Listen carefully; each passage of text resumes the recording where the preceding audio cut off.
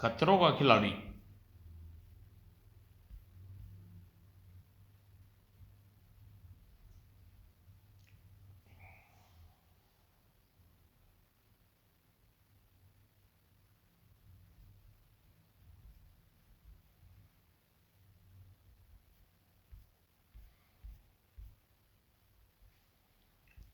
बहुत समय पहले की बात है।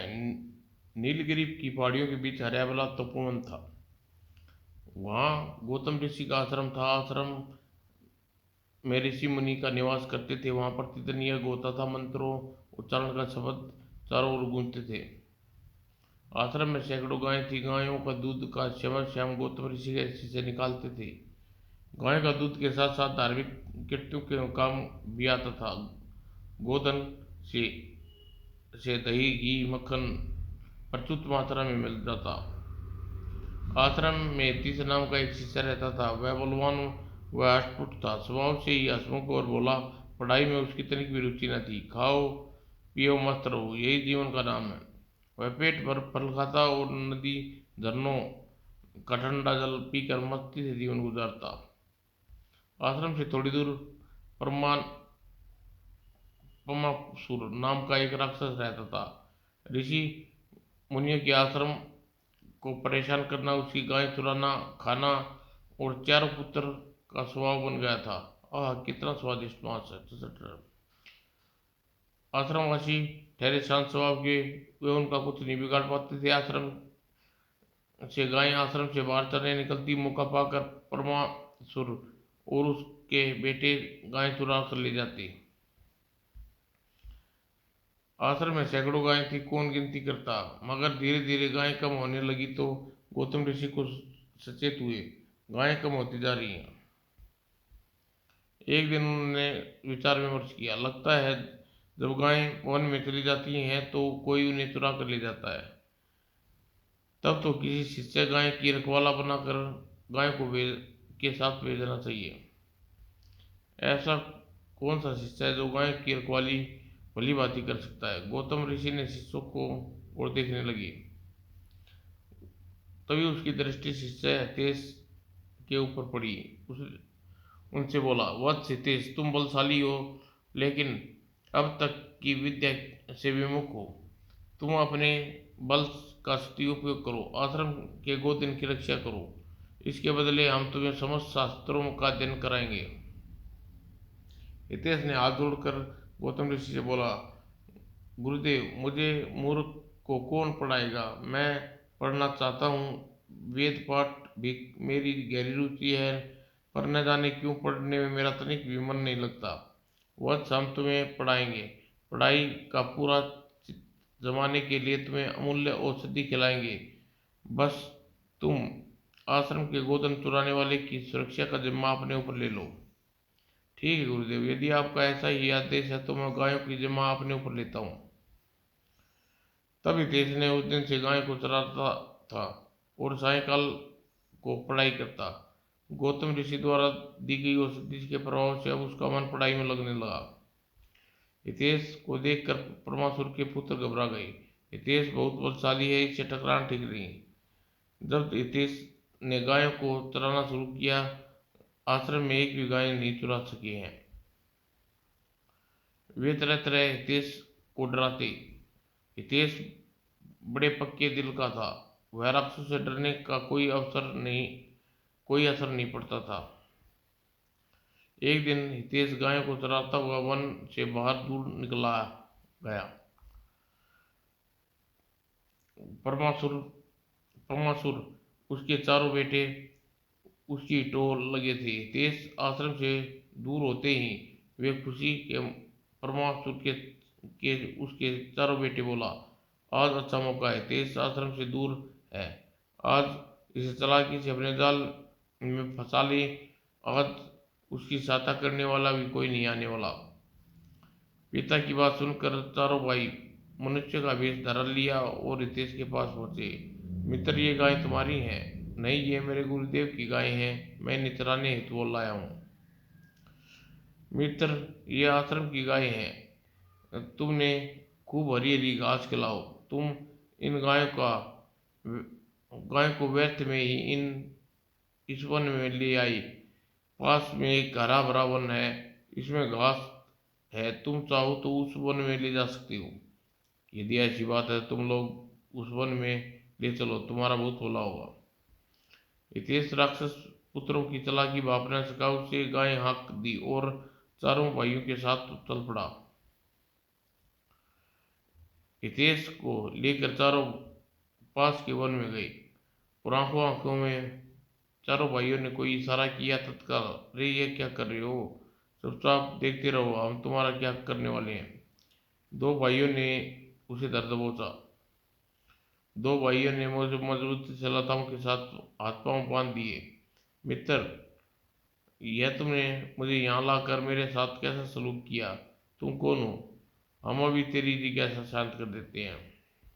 अगले ही पल चारों भाई असली रूप में सामने आ गई। ओ, तो तुम हो, तो राक्षस है। हाँ, सही पहचाना है तेज। हम तुम्हारे गुरुदेव की गाय चुरा कर खाया करते थे, लेकिन जब से तुम गायों की रखवाली के लिए नियुक्त हुए हो, हम चारों भाइयों व हमारे पिता भूखे मर रही हैं। आज हमने तुम्हें अपने जाल में फंसा लिया। तुम्हें कुएं में डालकर हम तुम्हारी सारी गायें अपने साथ आग कर ले जाएंगे और महीनों तक अपनी गुफा में रखकर आराम से इनका भक्षण करेंगे। वस्तुस्थिति जानकर हितेश हक्का बक्का रह गया और क्रोध से भरकर चिल्लाया, दोस्तों, मेरे हाथ पांव खोल दो, तब तुम्हें अभी कैसा मजा सिखाता हूँ। हम क्या मूर्ख है जो तुझे छोड़ेंगे? अब तो इसी कुएं में सड़कर मर खप जाएगा। और चारों भाइयों ने उसे उठाया और जाकर कुएं में फेंक दिया। इस खुशी से चिल्लाकर परमासुर अपने पुत्रों के पास पहुंचा। शाबाश मेरे पुत्रों, हितेश को कुएं में फेंक कर तुमने बहुत अच्छा काम किया। अब जल्दी सारी गाय को गुफा में आग लो। और राक्षसों ने गाय को अपनी गुफा में आग कर ले गए। उधर शाम को जब गाय व हितेश आश्रम में नहीं लौटे तो गौतम ऋषि अन्य आदिवासी आश्रमवासियों को चिंता हुई। क्या बात है, आज हितेश गाय लेकर आश्रम में नहीं लौटा? पहले तो कभी ऐसा नहीं हुआ गुरुदेव। उसने आसपास से हितेश की खोजबीन शुरू कर दी। उधर कुएं में पड़ा हितेश अपने को कोस रहा था। मैं कितना भागा हूँ, गुरुदेव ने एक काम मुझे सौंपा, वह भी सही से नहीं कर सका। उसने अवस्था में बुरी तरह दुल्ला उठा। उन दुष्टों ने मेरे हाथ पांव भी बांध दिए, वरना मैं कुएं से निकल कर कोई उपाय करके देखता। और उसने आंखें बंद कर ली। अगर कोई पुण्यात्मा इस पुकार को सुन रहा है तो मुझे संकट से उबारे। तभी उसके सिर पर किसी का हाथ रखा। आंखें खोलो हितेश। आ हितेश ने तत्काल आंखें खोली। आप कौन है हितेश? तुमने मैं तुम्हारी सहायता के लिए पुकारा था। मैं आज इस वन का देता हूँ। तुम्हारी पुकार सुनी तो तुरंत यहाँ दौड़ा चला आया। कहो, तुम्हें क्या कष्ट है? हितेश ने उन राक्षसों द्वारा गाय को आग कर ले जाने और अपने कुएं में फेंके जाने के बारे में बताया। वन देवता ने सारी बात जानकर, वन देवता, मुझे अब अपनी चिंता नहीं है। मुझे तो गुरुदेव की गायों की है। अब गुरुदेव को क्या मुंह दिखाऊंगा? हितेश, तुम्हारी सच्ची लगन और अत्यंत प्रसन्न हूँ। कोई वरदान मांगो। वन देवता, वरदान तो बाद में मांगूंगा, पहले मुझे कष्ट से मुक्ति दिलाई, अभी लो। कहकर वन देवता ने बंधनों पर हाथ रखा और तत्काल ही बंधन मुक्त हो गया। वन देवता ने उसका हाथ पकड़ा और अगले ही पल दोनों कुएं से बाहर थे। अब हितेश ने वन देवता से कहा, वन देवता, आश्रम की गाय मुझसे छीन ले गई। मैं आश्रम में खाली हाथ कैसे जाऊंगा? मेरी बात पर कौन विश्वास करेगा? हितेश, घबराओ नहीं, मैं तुम्हें एक अद्भुत वृक्ष की छाल देता हूँ। आश्रम में जाकर तुम गौतम ऋषि को तुरंत यज्ञ करना। यज्ञ की वेदी में मेरे द्वारा अद्भुत छाल को डालना। तब गायों को चुरा कर ले जाने वाले राक्षस दौड़े दौड़े गाय सहित आश्रम में आएंगे और तभी उनकी मृत्यु हो जाएगी। कहकर वन देवता ने हितेश को अद्भुत छाल दी। और तत्परता से, हितेश, मैंने तुम्हारे कोई एक वरदान मांगने को कहा था, तुमने कोई वरदान नहीं मांगोगे? वन देवता, मुझे अपने लिए कुछ नहीं, बस आप मुझे ऐसा वर दीजिए कि मैं बलशाली और बलशाली राक्षसों भी मेरा सामना न टिक सके। ऐसा ही होगा हितेश। कोई भी राक्षस जब भी सामने से तुम पर वार करेगा, वह तुरंत तुम्हारे हाथे मौत की घाट उतर जाएगा। वन देवता को प्रणाम कर हितेश आश्रम की ओर चल दिया। जब आश्रम में पहुंचा, हितेश, कहाँ गए थे तुम और गाय कहाँ है? गुरुदेव, मैं आप सभी प्रश्नों का उत्तर दूंगा, पहले आप तुरंत एक यज्ञ का आयोजन कीजिए। और हितेश के अनुरोध पर गौतम ऋषि ने रात्रि में ही यज्ञ का आयोजन किया। अब मुझे वह अद्भुत वृक्ष की छाल यज्ञ यज्ञ की वेदी में डाल देनी चाहिए। हितेश ने तुरंत ही यज्ञ की वेदी में वृक्ष की छाल डाल दी।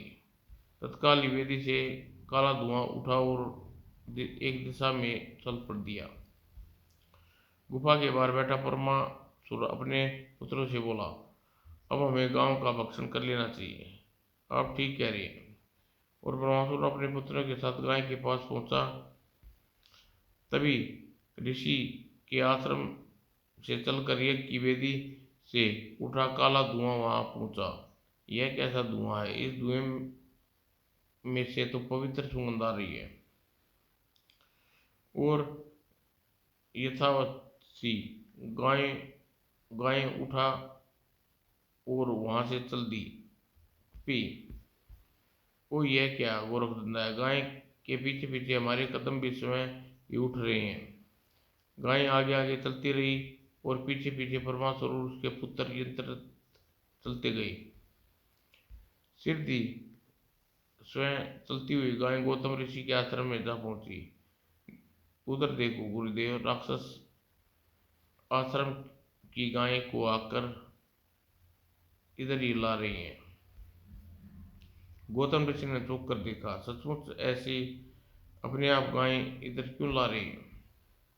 थोड़ी देर बाद गाय यक्ष की वेदी के निकट पहुंची। अरे, मेरे पैर को क्या हुआ?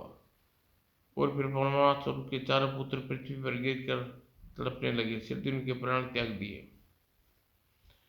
तब रोता बिलखता परमासुर दौड़कर हितेश के चरणों में गिर पड़ा। मुझे हिते हितेश, मुझे क्षमा कर दो। मैंने और मेरे पुत्रों ने तुम्हारे साथ बुरा व्यवहार किया, इसके लिए मैं लज्जित हूँ। मेरे बेटे को खोटे कर्मों का फल मिल गया। मेरा हृदय पश्चाताप की अग्नि में जल रहा है। हो सकता है मेरा उद्धार करो। हितेश ने उसे ऊपर उठाया। परमासुर, जो हो गया भूल जाओ, सदाचार पूर्वक अपने जीवन व्यतीत करो और तुम्हारा उद्धार होगा। हितेश, अब मुझे कहीं नहीं जाना। मेरे पुत्र मर चुके हैं। मैं इसी आश्रम में रहकर जीवन गोरक्षक की सेवा करूंगा। इसी से मेरा उद्धार होगा। अब मुझे आश्रम में रहने की अनुमति दें।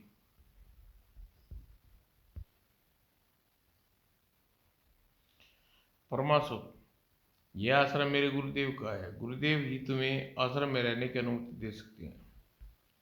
तब गौतम ऋषि ने आगे बढ़कर परमासुर से कहा, परमासुर, मुझे खुशी है कि मेरे शिष्य हितेश के कारण तुम्हारा हृदय परिवर्तन हो गया, इसलिए तुम संघर्ष से आश्रम में रहकर गौ सेवा कर सकते हो।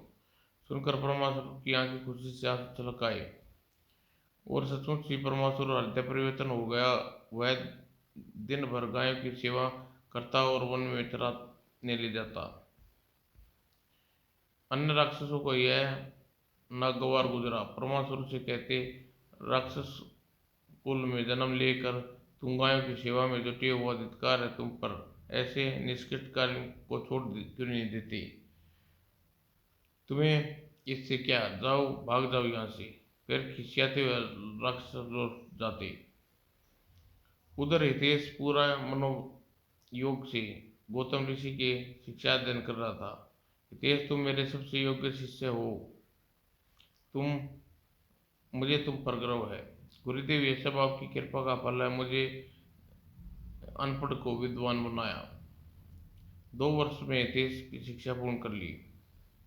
एक दिन गौतम ऋषि भजन पूजा से निमट कर बिठवा के राजा प्रताप वर्मा के रथ का रथ वहां आकर महाराज के किसी प्रयोजन से आए हैं।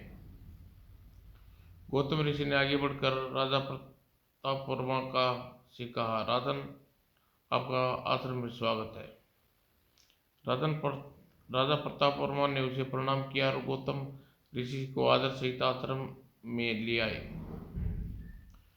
कुछ देर बाद आश्रम आराम करने के पश्चात राजा प्रताप वर्मा ने गौतम ऋषि से निवेदन किया, ऋषि और मैंने युवराज अभय वर्मा का संबंध मिथिलापुर की राजकुमारी कनक के साथ तय किया है।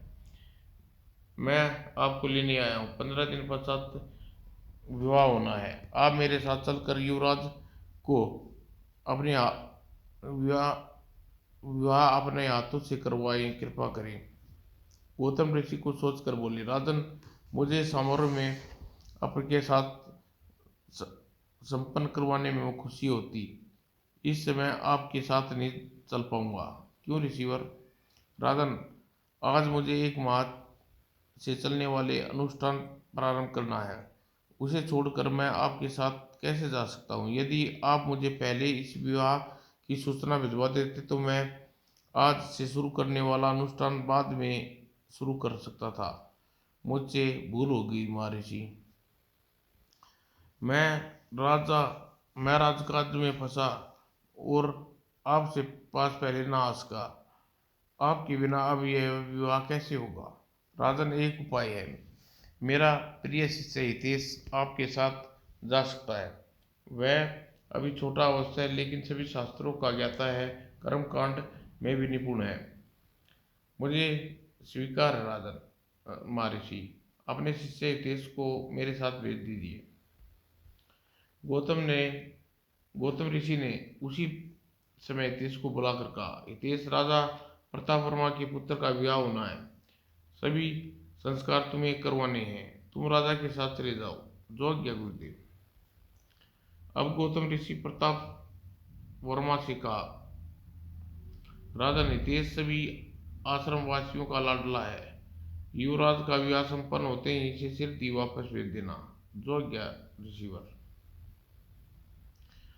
हितेश सबसे विदा लेकर राजा प्रताप वर्मा के साथ रथ में बैठा और महर्षि गौतम की पत्नी सुभद्रा की आंखों में आंसू भरकर राजा प्रताप वर्मा से बोली, हितेश बड़े चंचल स्वभाव का है, कभी आपके आश्रम में इतनी दूर नहीं गया।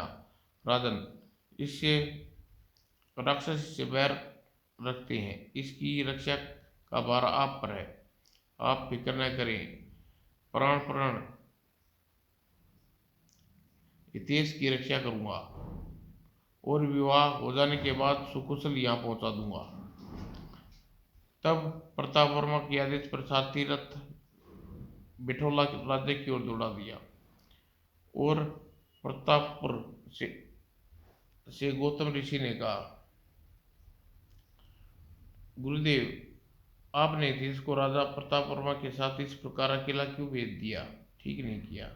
क्यों प्रतापसुर पपासुर? गुरुदेव, मेरे कारण राक्षस जाति के सभी राक्षस हितेश से खार खाए बैठे हैं। बिठौला के रास्ते में श्यामवन पड़ता है और राक्षसपुरी है, जहाँ प्रताप वर्मा के साथ हितेश भी वहां से गुजरेगा। राक्षस राज बकासुर उसके अवश्य ही आक्रमण करेगा। तुम हितेश की फिक्र न करो पंपासुर, वह अपनी सुरक्षा स्वयं कर लेगा। उधर श्यामवन के वृक्ष पर उल्टा लटका राक्षस राज बकासुर सूर्य की उपासना कर रहा था।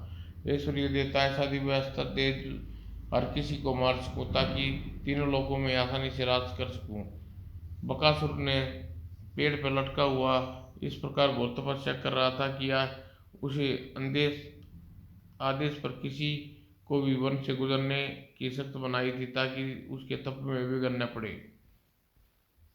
उधर प्रताप के आदेश पर राथी ने रथ एक दूसरी दिशा में मोड़ लिया। यह क्या महाराज, आपने रथ को मुड़वा लिया? बिठौला का रास्ता सामने वाले श्यान वन से होकर जाता है। आप सीधे रास्ते से टेढ़े रास्ते क्यों जा रही हैं?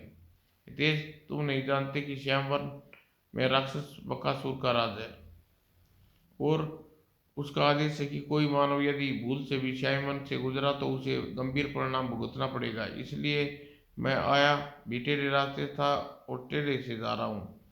राजन, इस प्रकार की दिल धमकियों से कायर लोग डरते हैं, और आप तो एक राजा हैं।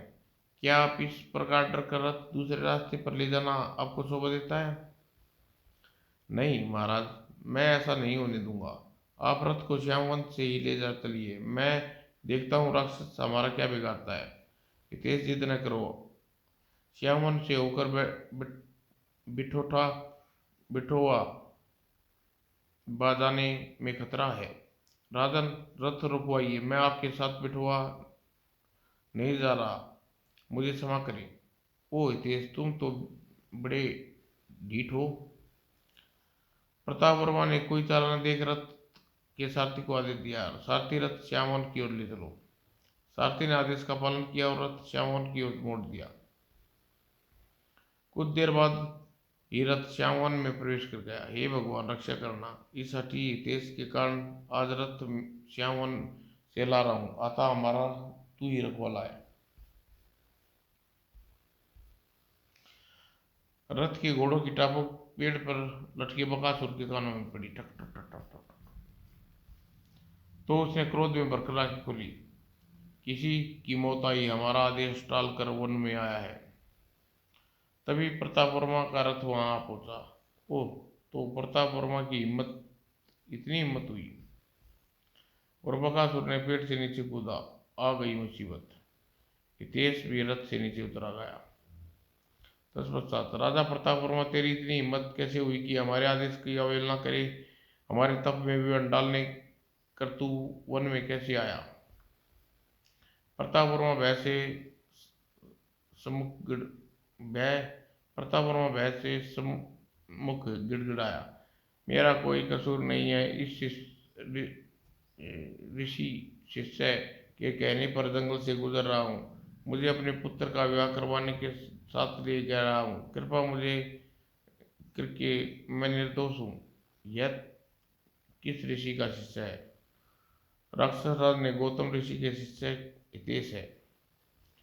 तो क्या यह वही हितेश है जिसके कारण हमारे कुल के 4 युवा भाई मारे गए, और जिसके कारण युवा भाइयों के पिता परमासुर आज गौतम ऋषि के यहाँ गायों का रखवाला बनकर जीवन गुजार रहा है?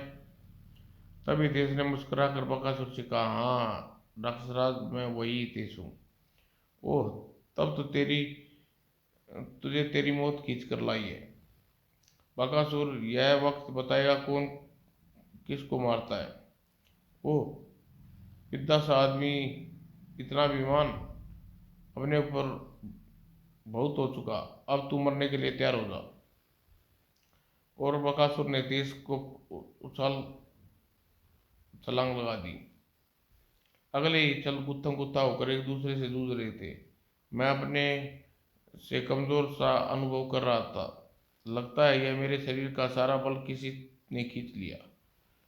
यह सच था कि वन देवता के दिए वरदान के अनुसार बकासुर का आधा बल हितेश के अंदर आ गया था, और सहसा हितेश ने बकासुर की पटकने दी। अब बकासुर हितेश को जीवित नहीं छोड़ेगा।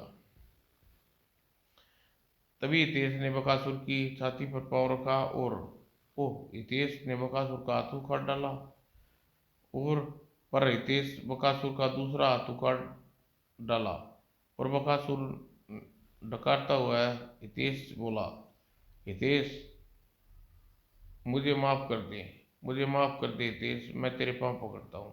बकासुर मौत को सामने देखकर कायरों की तरह गिड़गिड़ाने लगा। जरा मौत का स्वाद चख।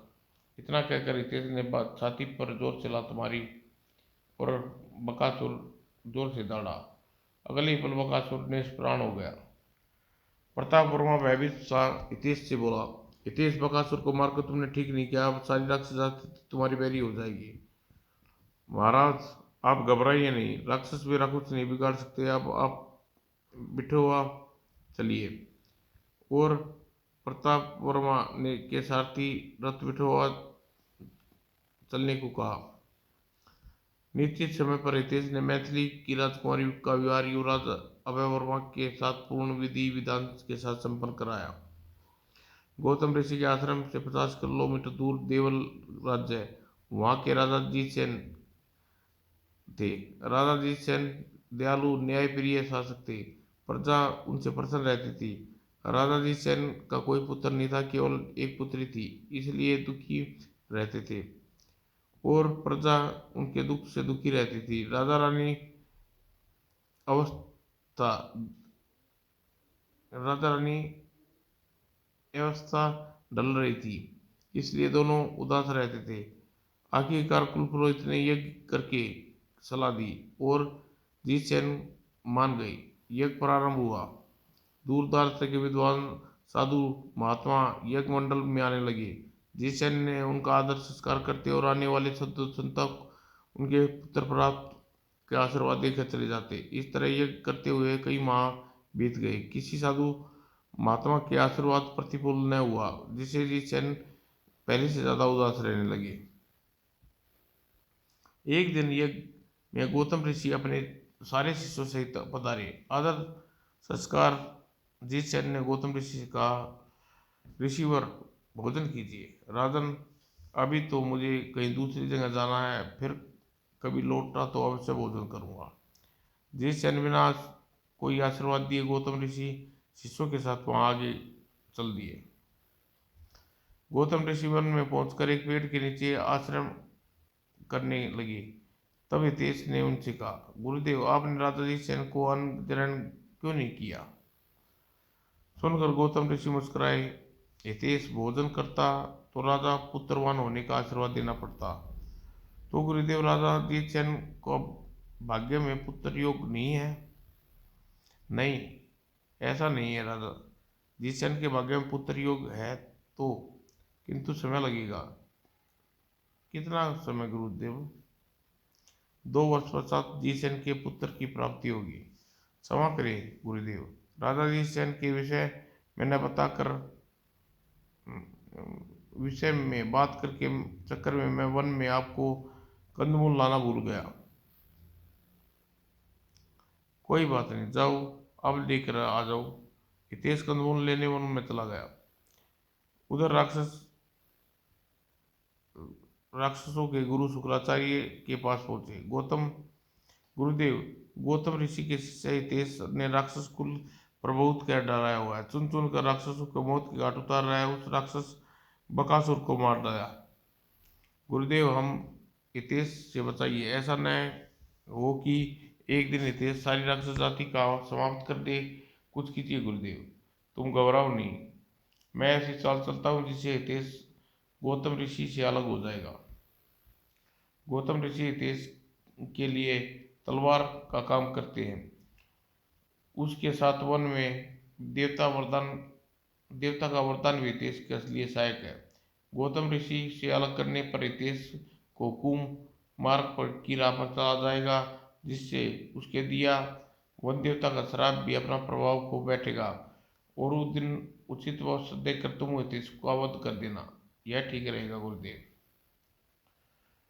तब शुक्राचार्य ने बुराई को आह्वान किया। बुराई तत्काल हाजिर हो गई और शुक्राचार्य ने बुराई से कहा, जाओ हितेश, जहाँ भी हो जाकर उसके शरीर में प्रवेश कर जाओ, उसकी समस्त बुद्धि मलिन कर दो। जो आज्ञा। शुक्राचार्य के आदेश पर बुराई वहां से चली गई।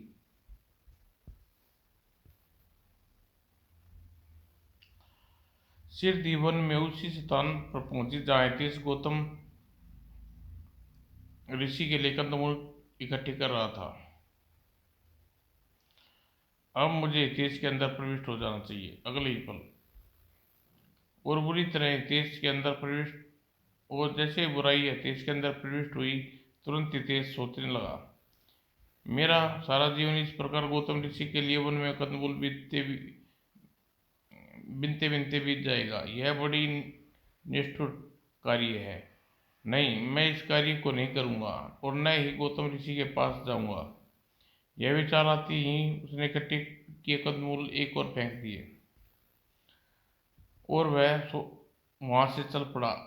तभी उसे ध्यान आया, गौतम ऋषि ने बताया था कि 2 वर्ष पश्चात राजा जीतसेन के पुत्र की प्राप्ति होगी। क्यों ना मैं केवल देवल जाकर राजा जीत सिंह को शुभ कार्य समाचार दूं। राजा यह खुशखबरी सुनकर मुझसे मालामाल कर देंगे। यह सोच हितेश देवल राज्य की ओर चल पड़ा। जब काफी देर पश्चात भी हितेश कंदमूल लेकर वापस न लौटा तो गौतम ऋषि को चिंता हुई। हितेश कहाँ जा रहा है? कहीं किसी संकट में तो नहीं फंस गया? मुझे ध्यान लगाकर उसके बारे में ज्ञात करना चाहिए। तुरंत आंखें मूंद कर उसने ध्यान लगाकर समाधि में बैठ गई।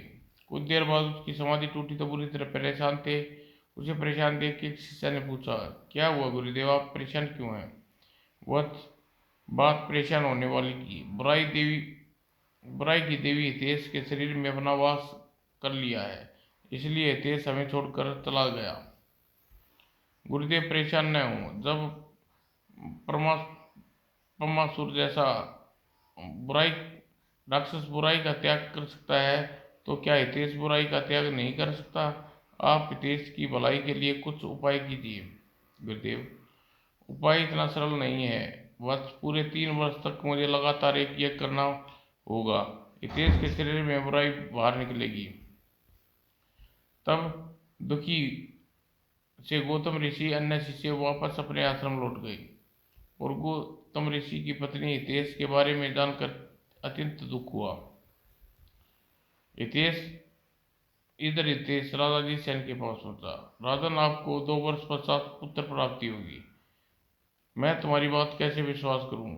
कितने ही महात्मा आए और आशीर्वाद देकर चले गए, पर मनोरथ अब तक पूरा नहीं हुआ। राजन, तुम मेरा अपमान कर रहे हो। मैं चलता हूँ। मैंने तुम्हें समाधि लगा कर जाना, उसे व्यर्थ तुम्हें बताने चला आया।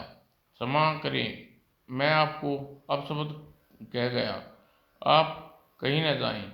आपके यहीं रहने की व्यवस्था की जाएगी। आप हमारे पूज्य अतिथि हैं। हितेश को तो यही चाहिए था। बस तनिक सा कहने पर वह वहां रुक गया।